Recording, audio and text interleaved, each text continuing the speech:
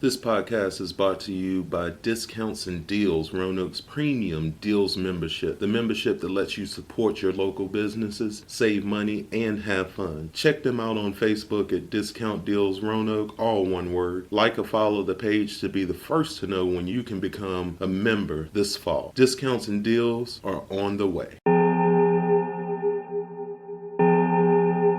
As far as I'm concerned.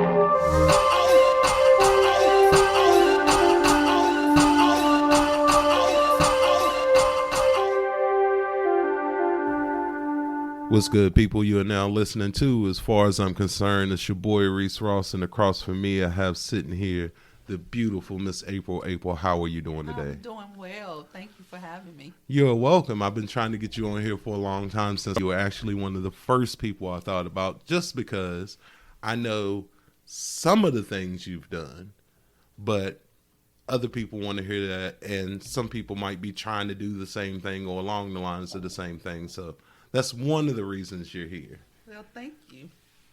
So what we'll start with is I'll let you tell people who you are and kind of what you do, and then we'll kind of go from there. Okay. Well, April Via is my name. I have a clothing brand called Vixxen.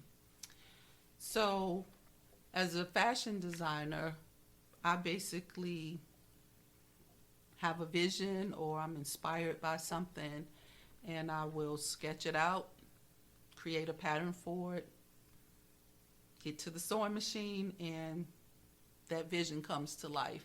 And at that point, I seek out fashion shows, or people who have seen my work in the past will call me and ask if I would like to show my collection or however many pieces. Sometimes these shows have a theme.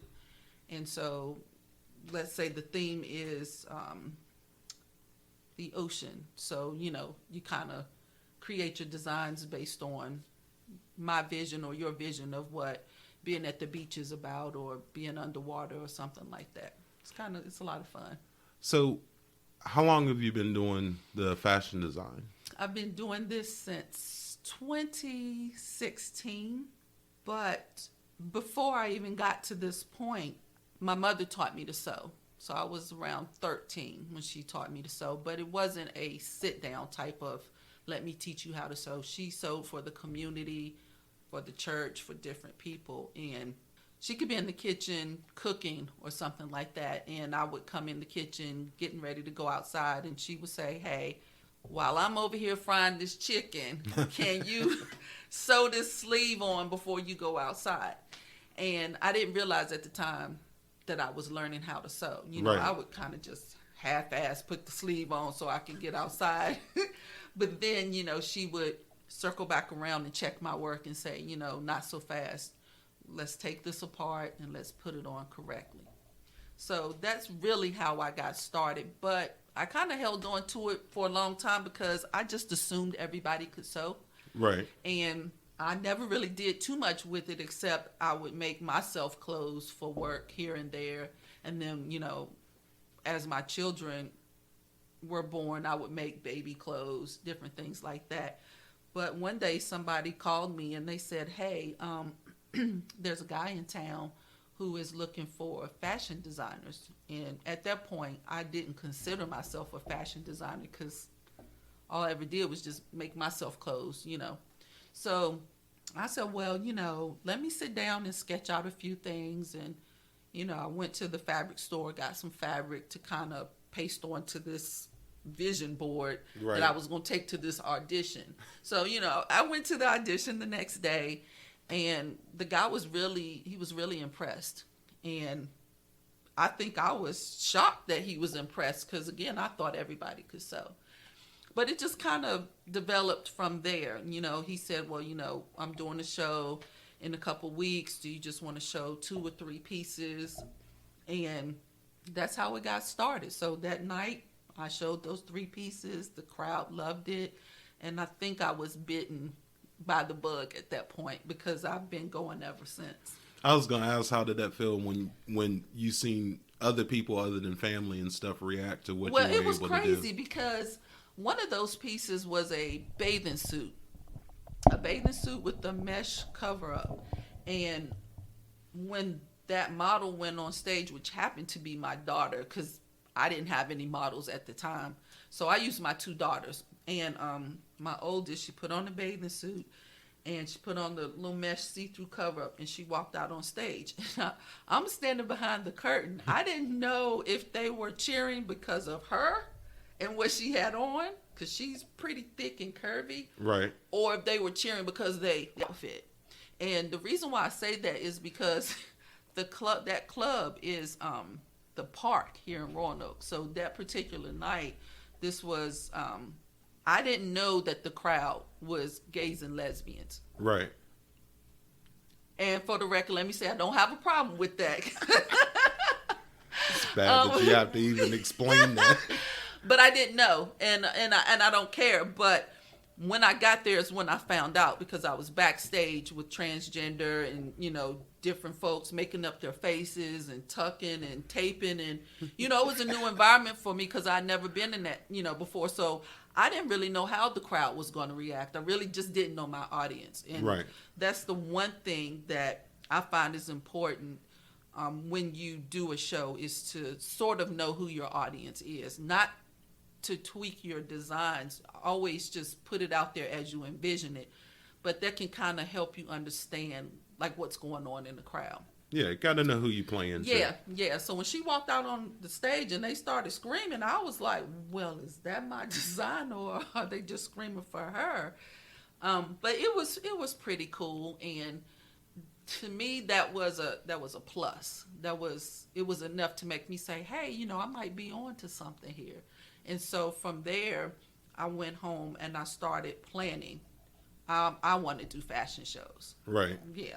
That's cool. So after that first one, how long was it before you went to another one with, you know, some built up confidence from what happened at the first one? It took me a few more times to do it before I really started developing some confidence. Like that first one, yeah, it gave me some confidence, like, hey, I might be on to something. But, you know, I was still developing. And what I mean by that is, you know, I can create a piece, but what if somebody wants to buy it? Did I finish the inside of that garment? Right. And at the time, back then, I didn't finish the inside of the garment because you think of it as like a pilot piece. You're just showing the audience what you can create or what you can make, because typically these models are like size 0, size 2, and that's not your average size person. Right. So back then I was just creating the piece just to show you what I can make if you're interested in me making a design or something specific for you.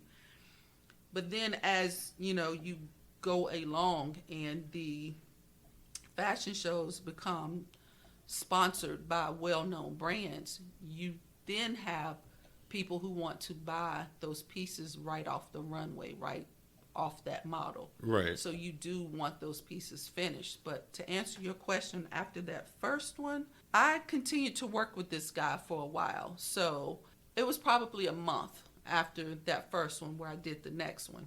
Now, what was so significant about this one, and I will never forget this one, they had it set up at a hotel up in a ballroom, and he had invited other designers. So I walk in. The first time it was just me and one other person. I walk in and it's like 6 other people. And I knew I had something unique and different because I've always been called quirky. So I knew I knew that what I had to show wasn't going to quite look like what most people are accustomed to seeing. But there was one woman there, and I've been meaning to tell this story to her, so perhaps when she hears this, she'll know that I'm talking about her. But she came into the room. She politely spoke to everyone, but she kept to herself, and she just pulled these garments out of her bag. They were gorgeous. And I remember sitting across the room watching each piece come out, thinking, I need to go back to the drawing board.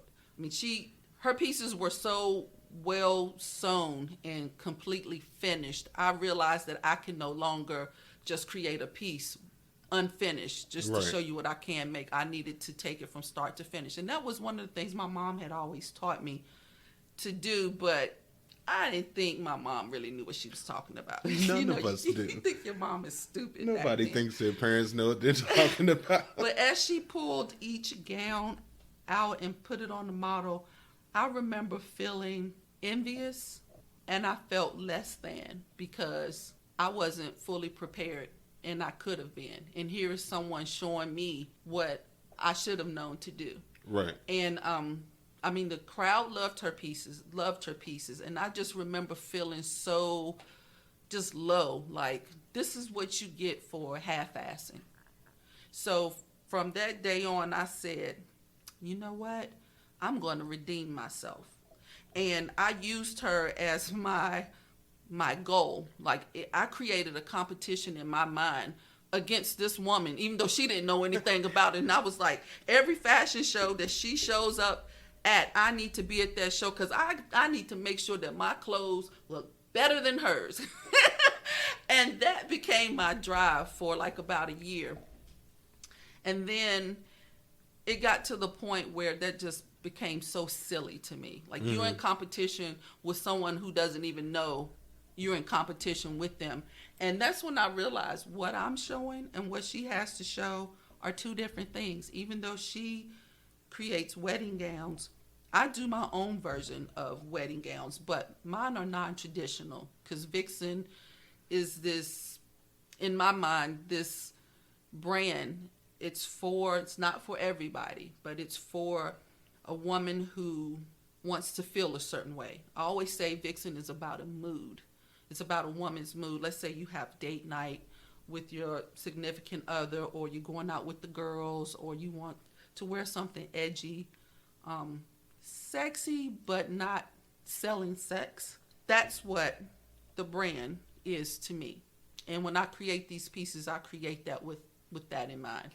Let me ask you, do you remember what the first piece that you sold was? The first piece that I sold, I don't remember. I remember it wasn't just that one piece. It was almost half of that collection. Okay. So I remember showing that Center in the Square. That was the first fashion show that my mom actually came to. And I was so excited because she taught me to sew, and I wanted her to see what my world of fashion looked like. Because when she was sewing, this was like back in the 70s or whatever, women didn't have the same opportunities that they have now. So, she was restricted to the church, the community. Right. They didn't have, well, at least from my point of view, with her having 5 children, single mom, she just didn't have the opportunity to really get out there and show people what she could do. So to have her there at that show was everything to me. And each piece that walked the runway, I checked her expression just to see. And she just sat there and quietly smiled. And, that even though those pieces sold, what I mostly remember about that day was the expression on her face. And sometimes that's all you need. Yeah, I was seeking the approval of her because she was the master at it. So that, not really remembering the first piece I sold, but remembering the show that those pieces sold at, if that makes sense. So as you progress, started getting better at your craft, honing it in a little bit more, was there ever a point where you started kind of doubting the direction you were going? Yes. Didn't have to think about that one at all, huh? And I still do that even to this day from time to time, because we have so many distractions just in the world in general. Right. And Vixxen, again, is a non-traditional brand. So a lot of times the audience is not receptive of what's coming down the runway, because I will do a lot of pieces that are see-through. Of course, the main parts are always covered, but it's suggestive. Right. And depending on where your mind is, you can either take it there or you can see it as art form. See it for what it really is. So, Gotcha.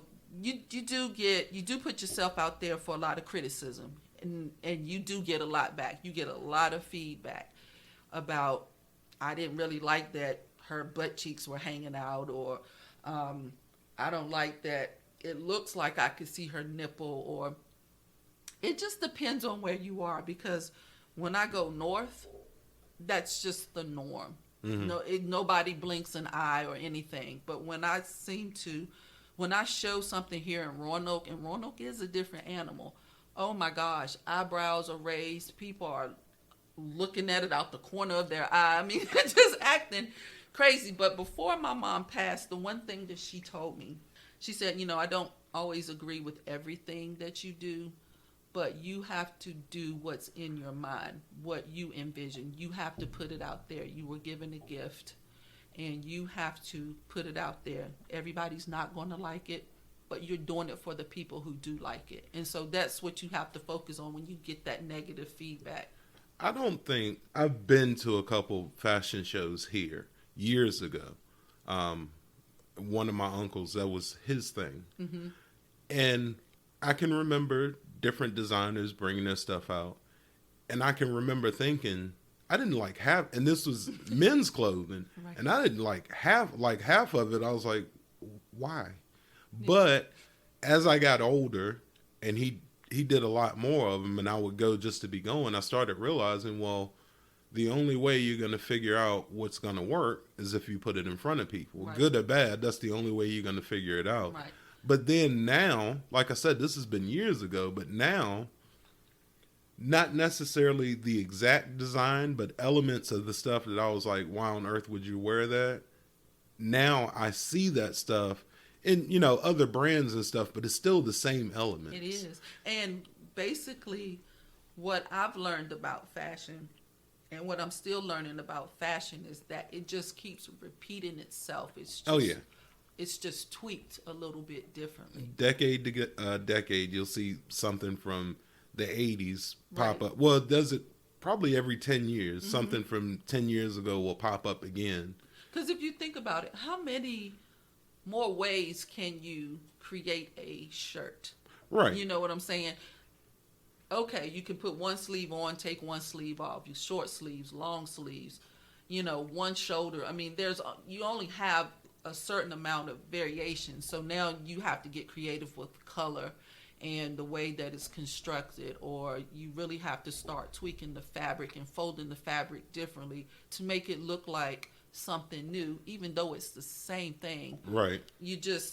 There's nothing new under the sun with fashion. You just got to come up with a fresh approach to present it to the audience. So as you're pushing forward, did you run into, I guess the best way to put it is, did you run into a lot of rejection from trying to reach whatever goal you had set for yourself at that time? Here in Roanoke, yes. The trend seems to be what everybody is wearing. So let's just, for instance, and nothing negative towards the brand North Face, but let's just say everybody's wearing North Face jackets. Mm-hmm. If I'm not making something that's similar to a North Face jacket, it's almost like nobody is paying attention. No one wants to take a look. But then there is this amazing crowd of people who flock towards what I do, and they love it and they get it because it represents who they are. And you always have a group of people who walk to the beat of a different drum. Absolutely. And they're comfortable with that. And so those are the people that I design for. Those are the people who get it. I can put it out there and I don't have to explain it. I can come out and tell you what my inspiration is, but they get it. And that is my drive. But you know what? Those are also usually the people that bring back styles from a long time ago, mm-hmm. and like you said, tweak it a little bit, and then all of a sudden it's popular again. That's usually those same people that's different from everybody else. And you have to pay attention to what's moving, like on the street, because, someone can take a pair of jeans and flip them inside out, and that becomes the next trend. So your thing is trying to stay ahead of the trend, because you can kind of see it forming and developing. Yeah. So if you jump on it right then and there, create it, but put your spin on it. You know what I'm saying? Yeah, make it yours for sure. And then that's where I seem to have the most success. But I still take it to that extreme that I envision sometimes. It's like, I can wake up in the middle of the night and I keep a sketch pad right there on my bed. And I'll sketch it out and go back to sleep. When I wake up in the morning, it's like, oh yeah, I remember that. I forgot I did this. Yeah, you will forget if you don't sketch it out and write it down. So, I'll make that piece. And like I said, I may not hear from anybody about this particular piece. And I'm still selling pieces that I made like 4 years ago. Yeah. And back then, what you have to realize that this is you have to be very patient with this. Because in my mind, I'm excited about it. I'm like, yes, they're going to love it. This is my favorite piece. And nobody asks about it. The piece that I spent the least amount of time making or putting effort into seems to always be the piece that everybody wants. And it's like, so you don't know. So in order to stay true to yourself, you just make what you envision. You just have to stay true to yourself. Do what you envision and don't create pieces that you think the crowd would want. You're going to miss the mark every single time. Yeah, so that's what I'm learning. Do me. Do what I envision. Put it out there. It may not sell this year. It may not sell next year. It may be 3 years before somebody comes looking for it. Because again, I am creating unique pieces and only one. So if you like it, grab it. Because once it's gone, that's it. Now, I know we were talking about this earlier with my merch for this podcast, but have you, and I'm sure you have, had the experience of just being out in public and seeing one of your pieces? Yeah, and it's kind of like a deer being caught in headlights because you remember when you created this piece. You remember when, you set up late nights making this piece, or it could be as simple as creating a graphic t-shirt. Yeah. And let's say I usually will do like about 50. And so I'm out somewhere in the grocery store and I'll see somebody walk past me with a Vixxen t-shirt on, and I'm thinking, who is out there creating Vixxen? Like, I know I have that name registered. I know that's my name. And then you're like, oh my goodness, that's my shirt. That's one of mine. Oh my gosh.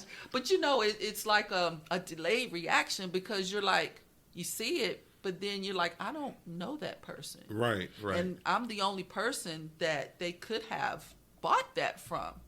So, but then, you start smiling to yourself because you're like, you know what? I'm so busy creating pieces and trying to get to the next thing. I don't think about what I've already done up to this point. So then when you see those pieces out there, that's when you just kind of slow down and just take a look at your accomplishments, and you just kind of try to stay in that moment for a minute and just, pat yourself on the back. It's like, hey, it's catching on. It's hard not to do too. I mean, even for me, like I said, when I went somewhere and seen multiple people wearing something of mine, it took a few minutes to register. Okay, if nothing else, these 5 or 6 people like what I'm doing. They get it, yes, and that's enough. That's really enough. Like for me, just to know that there's one person out there who likes it, and what I'm finding is generally, it is somebody that I do not know. Yes, because you have so many friends and well-wishers. I mean, I can't tell you how many friends I have on Facebook, but I can count on maybe one hand how many of those friends have actually bought something from me. Most of my sales have come from people that I don't know. They've come from people at fashion shows who have bought the pieces right off the runway, people who inquire through Shopify and ask questions. And I'm always blown away because I'm thinking, how are you in Hawaii? And how did you find out about this? Yeah, where did you see this? And then you think back to like all the marketing and things that you do. You don't necessarily get to see who that gets marketed to, but then when you see the sales come in and you get to see at least the city and the state that it's coming from, it's like, wow, that's amazing. And that's your drive. You like, okay, somebody out there is watching who is ready to buy from me, and there's a lot of money out there to be made. You just got to get your product out in front of people. And for me, that seems to be the hardest because I focus on creating the pieces. Marketing it is not really my forte, so I'm having to pull other people in, and as a result of that, the brand is starting to grow. Well, that's good though. I mean, it again, same thing with this podcast. I can see where somebody's downloading from, being city, state, or in this case, country. Mm-hmm. And I've got a lot of downloads in the Philippines, and I'm like, well, I ain't never been there. So, but the downloads are consistent, so somebody's consistently listening to it. Mm-hmm. And then I just think to myself, well, I mean, that's way out of what I had in mind for this point, but apparently somebody there is listening to it. And it's the audience really that takes your brand to the next level. Yeah. You know, because I feel like I've just been on a plateau, just doing what I do for so long. It's not until just recently that I decided to, you know what, let me up my game. You know, before it was the woman who had the wedding dresses that made me feel like, you know, I wasn't giving it my all. Right. But now that I've had some successes, I see that, you know what, if I want to get to the next level, now is when I'm going to have to come out of my comfort zone again. So this is what I'm doing. I'm trying new things, new techniques that I would have shied away from before. Mm-hmm. But now that, like you say, I've had some successes, it does build your confidence. And it's like, you know what? I know that this over here works, but there's still a whole world that I haven't tapped into. Let me try that. So I feel like the more you create, the more creative you become. So up till now, what's been Vixxen's pinnacle show that you've done so far? And what's the next level that you're trying to get to from there? The pinnacle show was 2 weeks ago. That was Charlotte Fashion Week. That took everything that I had known up until that point to the next level. And I say this because of the level of sponsors. You know, you have big names out there like Lamborghini and Tito's Vodka and Nordstrom. And that is, for me, a big deal because I would love to be approached by Nordstrom to say, hey, you know, I saw this particular red coat on the runway. We would love to take that manufactured and sell it in our store. So that's an ultimate goal for me, to see my brand sold in one of the bigger name stores. Also, my other goal would be to see a Vixxen gown on the red carpet in Hollywood, to have a celebrity or someone well known to wear one of my designs. So right, yeah, because they always ask who are you wearing, that type thing. And then that, you know, but up until now, recently was Charlotte Fashion Week, and they were so organized and so receptive, and the photographers and the models and the other fashion designers that you meet. At this level, it's not a competition. Before, I always made things a competition because I was an athlete. Everything was a competition, you know. But crossing that over into what I'm doing, it cannot be a competition. You will burn yourself out doing that. You have to get in your lane, and you have to stay in your lane and do what you do. Because you do see other designers who have some amazing pieces, and there is an urge to think, I could create that piece. But does that fall in line with the brand? Yeah, that might take away from what you're really trying to do. Exactly. And when you are trying to recreate what someone else does, you're not being authentic to yourself. And that kind of goes to, from time to time, I'll get a phone call or a message, hey, can you make a Carolina jersey for me? The answer is no. That's not what I do, and that's falling along the lines of fraud. You know, yeah. You know, you can go to Joann Fabric and they have all the teams you could possibly want, you know, in the way of fabric. But am I misrepresenting the Vixxen brand? Vixxen is not Carolina. Not only that, I mean, is that what you want to be known for? No, you don't want your name attached to that. There's nothing more restrictive than somebody asking me to create a piece for them, but then they want to tell me exactly how they want it done. So Right. it's like, you probably should buy off the rack at that point, because I would like, when someone asks me to make a piece, for them to trust me. Of course, I'm going to ask you, what elements you want in that particular design, but will you trust me to put my own spin on it? Yeah. That's where I find the most joy, and that's where I find you will get the most bang for your buck, because it's authentic. But if you're asking me to create something that's already out there, I'm first going to tell you no, and then I'm going to explain to you why. So what's your vision for the next level that you're trying to get to? Or the next achievement, I should say. The next achievement, Other than being on, as far as I'm concerned, podcast. well, that's going to be hard to top, because this is my first one. So yay. Wow. Yes, I do feel honored that you asked. My next is to, like I said, get a Vixxen piece in a high-end store. So that means I have to fine-tune my skills some more. I have to learn new techniques, because there are so many people out here who can design, who can sew. And I mean, in that instance, that does become competition. So I have a question, because I don't know. So when you create something, let's say it's a prom dress. Okay.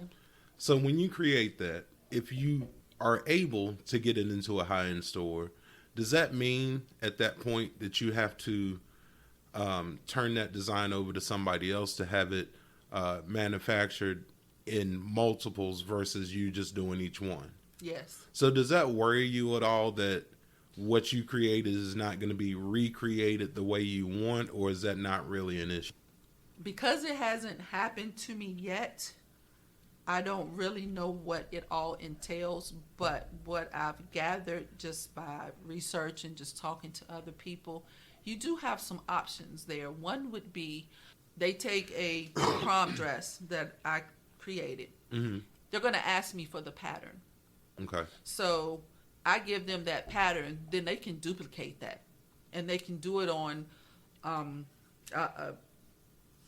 they can do it quickly, because they have the seamstresses to produce that piece. They can put it on a production line, so to speak. Yeah. And have that dress out in stores in a matter of a week or better, selling to many. In that case, I can either sell that pattern to them, sell that dress to them, and take a lump sum, or I can say I want a percentage of the sales. Gotcha. So you do have some options. I'll take either. I know that's right. You can give me a little bit, or you can give me all of it, but I want something. Just put the dress in the store. That's really what I want to see. Being that was my mom's, one of her last dying wishes for me was to, she said, April, continue to sew, continue to be authentic. It will work. So in your mind, how far, if you had to give a time frame, how far are you away from that happening? I'm ready now. And I say that because now when I prepare for a fashion show, you can flip that garment inside out and it's going to be finished. Right. So if you were to buy that piece off the runway, it's ready. It's done. ready to wear. In my mind, there's always going to be something else that I can perfect, whether it's, let's say I couldn't do buttonholes well. It's time for me to get those buttonholes really neat and just perfect as possible. Or it could be something, putting in a zipper. Let's say I wasn't good with putting in zippers. I need to make sure that, because the higher up you go, they're going to look at that. They're going to look at the threading to see if your machine is skipping stitches. People are willing to pay money, but it needs to be worth the money that they're paying. Right, it's got to be right. Right. So for me, I don't really feel like I don't feel like you ever really get to the point of perfection, because you see another designer's work and you like, shoot, I thought I was there, but this person I got to go back to the drawing board and I got to fine tune. Right. I should at least be able to do this. Yeah. So it is staying humble because there's always someone who's better. Oh, than absolutely. You. Not that their work is better, but their craftsmanship might be better. Yeah. You know, somebody would maybe pick their work over yours because it looks like they cleaned their garment up a little bit better than you did. Right. So I always feel like I'm ready, but I always know that there's still more work to do. Is to never get comfortable or complacent. Do you do, I'm trying to think of the term for it. Have you ever done like, I guess what would be kind of like a pop-up shop with some of your designs? I have not done that yet. And I was given the opportunity back in 2018. I did Richmond Fashion Week. I was actually the featured designer and I didn't know it. I didn't know it until the day of the show. And, you know, they usually give you a lineup of designers, usually number 1 to number 10 or 16. Number 16 being their work is a little bit better, a little more finished than number 1, typically. But sometimes they just kind of throw it in there. But that particular day, and I didn't know this at the time, so I'm sitting backstage waiting, and it's taking forever. So I find the coordinator, and I say, hey, why do I have to go last? And he was like, dummy. It's because you're the featured designer. And I was like, oh my gosh. He was like, now take your ass back over there and sit down somewhere. And I was like, oh my gosh. You know, I couldn't get myself together. My eyes are watering. But what that taught me in that moment is be patient. Right. Be patient, do the work, because you never know when that opportunity is going to present itself, and you always want to be ready. So, yes, I'm always ready as best as I possibly can be with the skills that I have now, but I'm always working on what my weaknesses are, because I want it. I'm so hungry. I want that gown on that red carpet. And for me to see that happen is really a win-win for me and for my mom. Because like I said, she didn't get this opportunity, so she took the journey with me, and she was just proud of every step. And she had so much insight and advice to give me. If I got stuck on something, I could say, you know, I don't quite know how to, you know, get this pleat in there. And she'd be like, oh, you just turn it inside out and do blah, blah, blah. And I'm thinking, why didn't I think of that? You know, it's so easy. Yeah. And like, so, you know, she wasn't formally trained, and neither was I. You know, she taught herself, or someone taught her, and then she taught me. So right now, because of that, what I'm having to do is do my homework. Let's say someone says, you know, April, you need to just put a blind stitch down the backside of that gown. Mm-hmm. I don't know what a blind stitch is. I just make it happen. So what I'm having to do is go in and learn the terminology, since I wasn't formally trained. And I did think about going back to school, or going to school to get a degree in fashion merchandising or something along those lines, just to educate myself on what I wouldn't get otherwise. Right. So right now I'm seeking out different universities or schools that can provide that. Parsons, of course, in New York is one that I would love to attend, but I better also come up with the cash to Well, to the attend fortunate thing is there's a lot of different avenues to achieve that same thing without having to physically go attend. Right. But you can still get the same type of information that you're wanting. And that's what I've been doing. I mean, you can learn so much just off of YouTube. You can YouTube just about anything and learn how to do it. And, you know, I could take courses here and there. So for me, however way I need to learn it, that's what I need to do to get to the next level. Because at some point, I'm going to need to know that terminology. It's been enough to get me to this point right now because I've just been making the pieces and putting it up for sale. But you let these bigger names start approaching me, I better know what that means. So a little pop-up thing is I know two people that I'm thinking of off top that do stuff like that. Mm-hmm. And they'll just pick an event that matches whatever it is that they make and sell, and, you know, go through whatever channels to be able to do it. And it's they literally sell out, pop up a shop right there at that event and generally sell out everything they have. But the other thing that it does is, number one, people are buying it so people like it, but it also draws other people to it, to where people are asking when you're going to do it again, or where can I find this if it's not at one of these, stuff like that. So, well, that's I never really thought about it along those lines. that's what I'm here for. Yay, yeah, because I'm going to put that on the list and seek out events. You know, you get so absorbed into what you do that the world kind of passes you by if you don't have somebody to say, hey, April, what about this? What about that? So I will definitely look for Even events at, to do that. The one person I know, they don't do fashion, but she will wait or not wait when like little fairs and stuff come, or Henry Street Festival and stuff like that. She'll go to a lot of them and do the same thing. A lot of the things don't really pertain to what she does, but it puts her in front of a lot of people at the same time. Exposure. And she said that, just doing that, I think she started doing it I want to say she started doing it at the Salem Fair in the beginning. And then every time there was a big event coming up, she was there. And that's a really good idea, because I don't just sew and design clothes, I also paint. Right. And along with the sewing, one of the other things I would like to do with the Vixxen brand is create home decorations, like sell pillowcases and flat sheets and comforters. Stuff that people use. Right.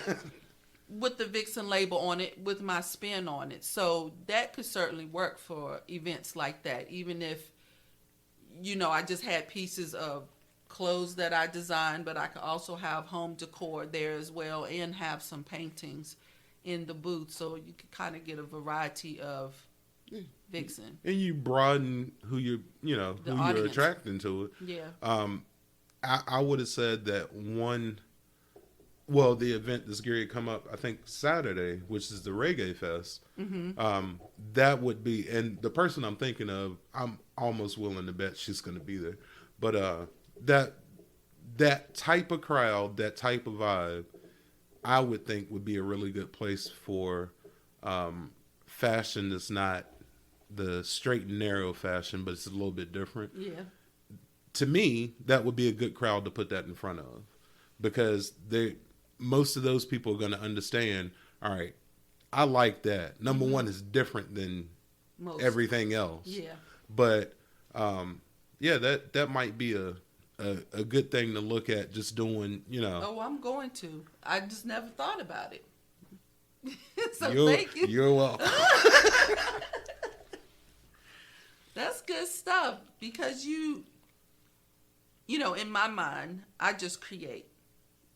And the people who are closest to me, or the person who's starting to do my marketing, they're starting to put it out there. I never think about it on terms of that. It's always, okay, I made that gown, but you know what?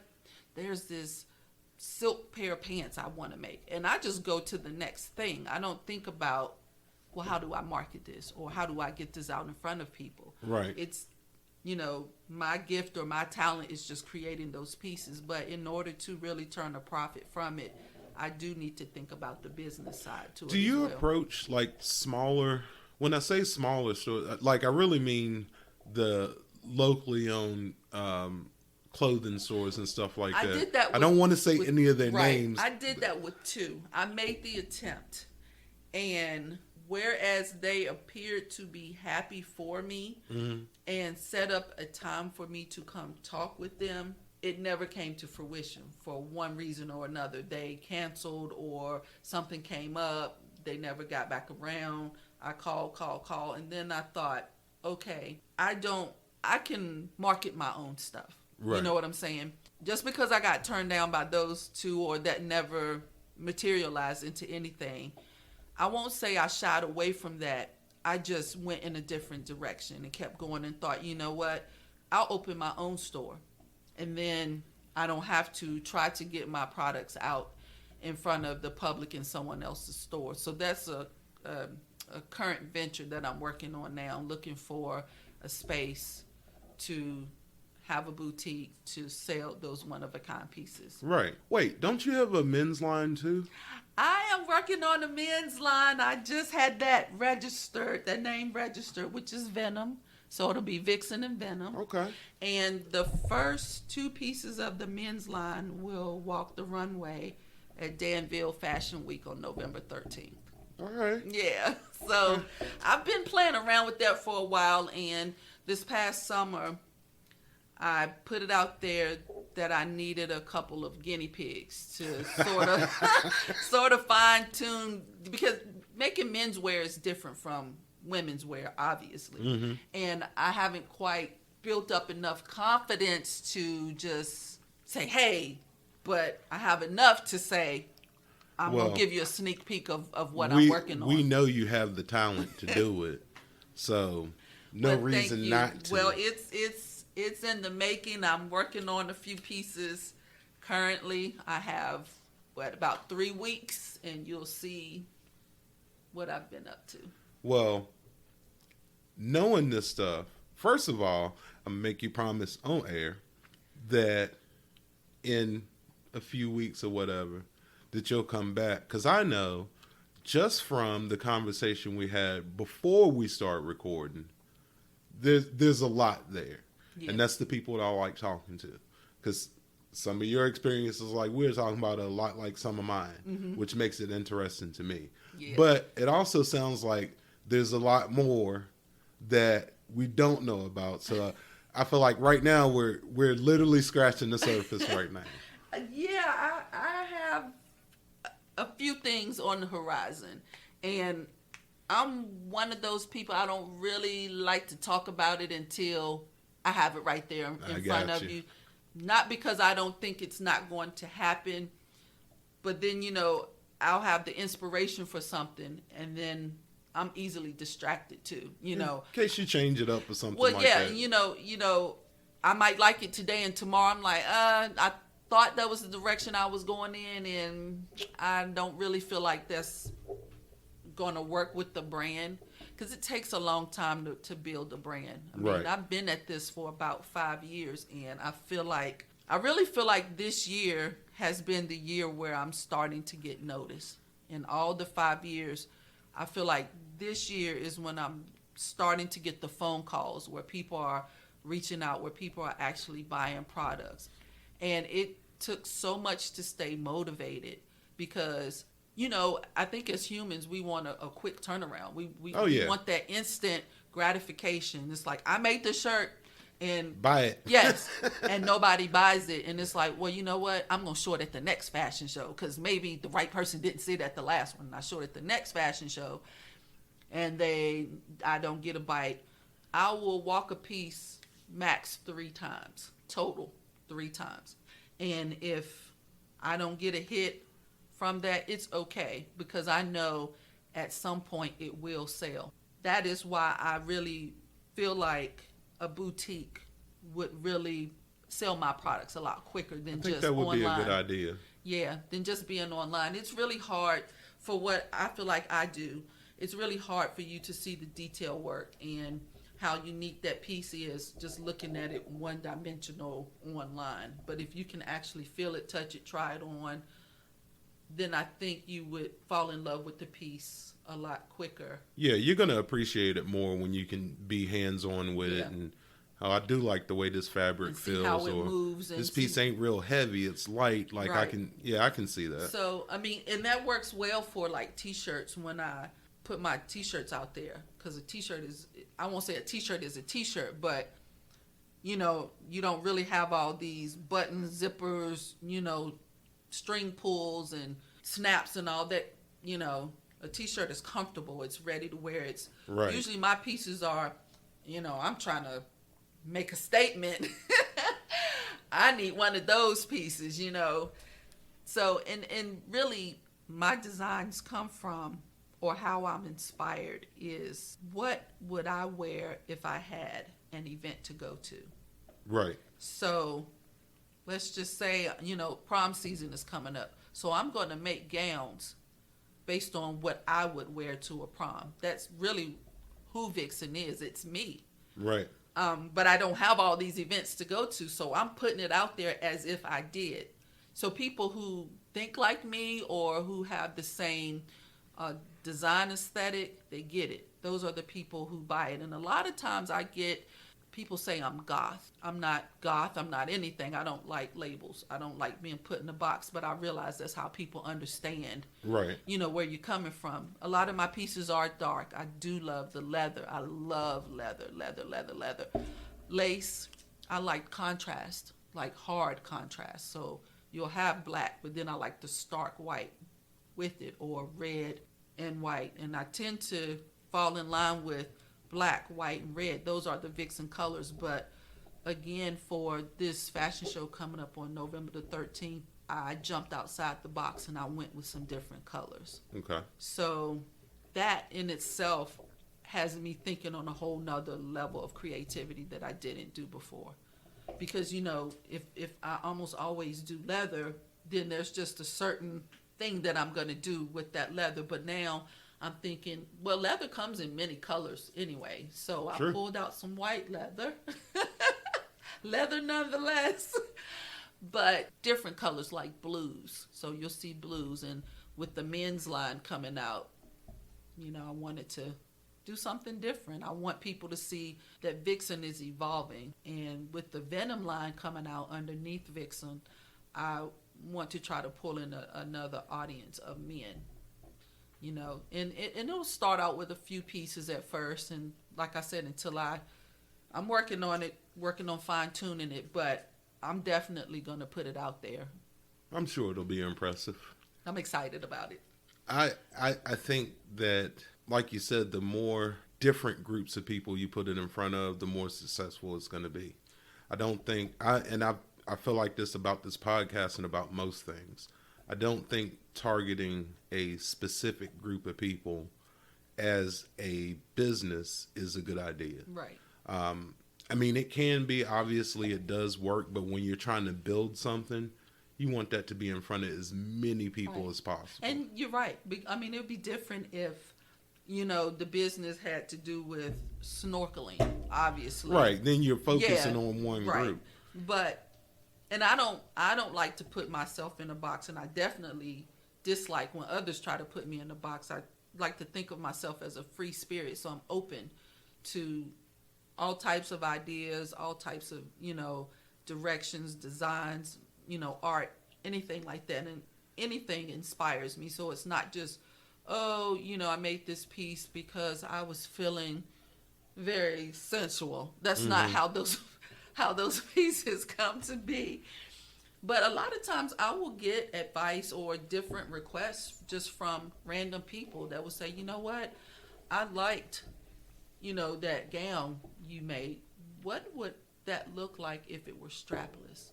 Right. And I'm like, oh, That's a good idea. right. And so then I'll go do that. So all these ideas aren't just my idea. It's a combination of just talking to other people. Yeah, you and pull taking from feed- other people Exactly. and stuff like that. Yeah. Yeah, so it's like, and I welcome that because most times people see your work differently than you see it. Right. And I could create a pair of pants and think a pair of joggers and be like, oh, this is the type of event you should wear these pants to. But then you see somebody out here wearing it and they put a hoodie with it and something else. And it's like, I didn't think of that. So, I mean, it's pretty cool. So for people listening, where can someone go to see what Vix offers as far as designs and stuff? Right now, obviously, a fashion show. And I always post those months in advance or the moment that I know I'm doing it. But avixxen.com, avixxen.com. That is the online store where you can see pieces that are up for sale. And I'm still adding, especially pieces from past fashion shows. So what you see today, a week from now, there will be more product out there because I'm still adding. And then, a lot of times people will just hit me up on Facebook, or Instagram and ask about a piece, and I can sell it to you that way as well. And I'm sure it'll pick up more. And I'm going to take this much credit. No, I'm joking. Well, you definitely can. I mean, you're giving me the exposure that I wouldn't otherwise have. You know, like I say, I tend to get into my little bubble, and I'm there unless I hear from somebody who says, hey, you know, we'd like to invite you to do this, or April, did you think about this?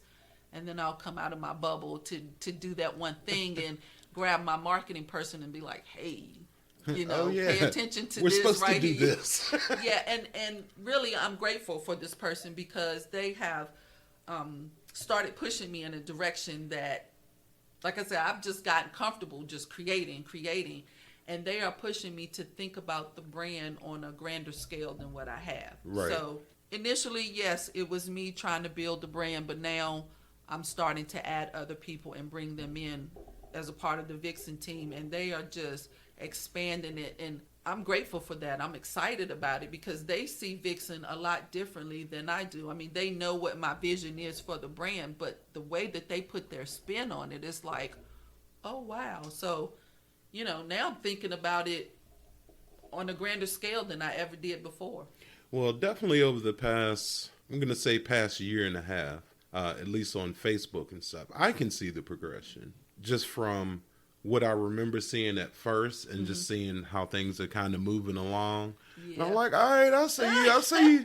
You got It's a little happening bit more fast. going on. It is happening fast. You know, you think no one is paying attention. You think no one is watching because you don't hear anybody say anything or you don't hear from anybody. And then all of a sudden out the blue, you get this phone call and you're like, I'm sorry, where are you calling from again? And it's someone in South Carolina, or like I said, the furthest was Hawaii. And I was just like, wow, how did you hear about me? But that person that's marketing, they are, oh my gosh. They're on top of it. Yes. And I'm so grateful to them, but also just to the people who assist me backstage, the people who help me get the models dressed. You know, over the next year, I'm really going to start building a team because it's at the point now where I just can't show up with my 10 pieces and get the models dressed. My pieces are becoming more complex. You know, it's not just a dress. This dress now has a jacket with it, now has accessories because I make accessories too, like earrings and all of that. And so I now need a team to help me keep up with that stuff. Right. And it's a labor of love. And I'm so excited about the direction that it's going in. And I'm so excited about the people who are being just put in my path to help me take it to the next level.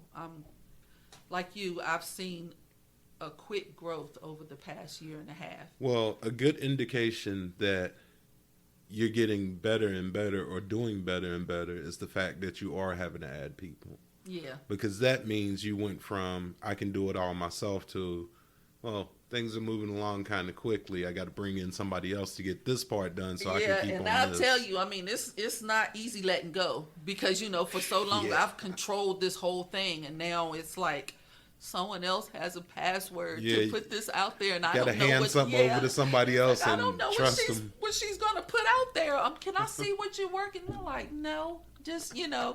Just gone somewhere. Yeah, stop trying to be a control freak and just let me do what I do. And so letting go has been a little hard, but what they're doing is more than I could have accomplished on my own. So it's a good thing. And in order for it to grow, I'm going to have to allow other people to come in and put their spin on it, you know, with the vision as the, you know, as the root, but to put their spin on it and to get it out there because, you know, I know who I know, but these people know who they know. Right. And they know, you know, and it just keeps growing. So I'm super excited and just grateful, just thankful and grateful for it all. Well, there's a lot of us this, like I said, following that success and seeing it. So I'm going to make you promise that you'll come back and we can talk about Vixxen, or we can talk about anything you want to. Well, we're going to be able to add venom to that. Oh, yeah. When we Well, come back. I'm like you just said, I'm trying not to put it out there too much. Well, you know, I've already announced that I'm going to, you know, present that portion of Vixxen at this next fashion show. Y'all And just remember where y'all heard that at. Just saying. I'm really excited about it, and I want to bring a fresh approach to menswear. You know, for me, what I typically see, you know, hoodies, you know, sportswear, whatever, but when men get dressed up, they want to get dressed up too. Right. You know, and then you do have that kind of in between, that casual and that dressy kind of Mix. shade of gray. That's where Venom falls, in between. That's that. what's up. Yeah, so I'll tell you that much, and then, you know, I'll wait for the feedback. Well, and you said that the next show where you're presenting Venom is the one in Danville. November? It's in Danville. It's Danville Fashion Week on November the 13th. Okay. And you can purchase tickets up until November 1st. And I will post that out on Facebook and out on Instagram. Okay, so after that show, Mm-hmm. after you premiere Venom, guess who you're going to hear from? I will be right back to talk about it. I want you to, Thank because like I told everybody, not only do I enjoy doing this, but if I can help in a way, whatever way that is, then I also want to do that too. Yeah, I But appreciate that. I also, like I said, if I enjoy talking to somebody, then that's the people that I really want to be able to either have some helpful input or whatever it is. So I'm going to make you promise that I promise. at least after that Pinky show, promise, you'll come swear, back. I'll do all of that. Okay. And then one more time, let people know what the website is to be able to see your designs and stuff currently. Okay, so if you want to purchase the designs, you can go to avixxen.com, avixxen.com. I'm also on Facebook under April Via, last name VIA, or on Instagram. I have 2 Instagram accounts. One is my official account, which is Vixxen by April. And then I have another one that's Avixxen, AYVIXXEN. Either way, you can reach me on all 3 of those forms of social media. All right, and I'm going to ask y'all to do me a favor. If you holler at April for one of her designs or something, let her know where you heard about her. That way I can know, or at least have an idea, who I'm reaching with what I'm doing, and know that I'm able to help somehow. Oh, yeah, that's awesome. So, having said all that, I won't hold you any longer. I'd like to, but I won't. And y'all know how to get in touch with me if you want merch or whatever. It's afaicpod@gmail.com. And if you have comments, you got questions, you want to come on, you got something you want to talk about, you know how to find me. And for the beautiful Miss April, we'll holler at you. Peace. Bye. As far as I'm concerned, this shit is over.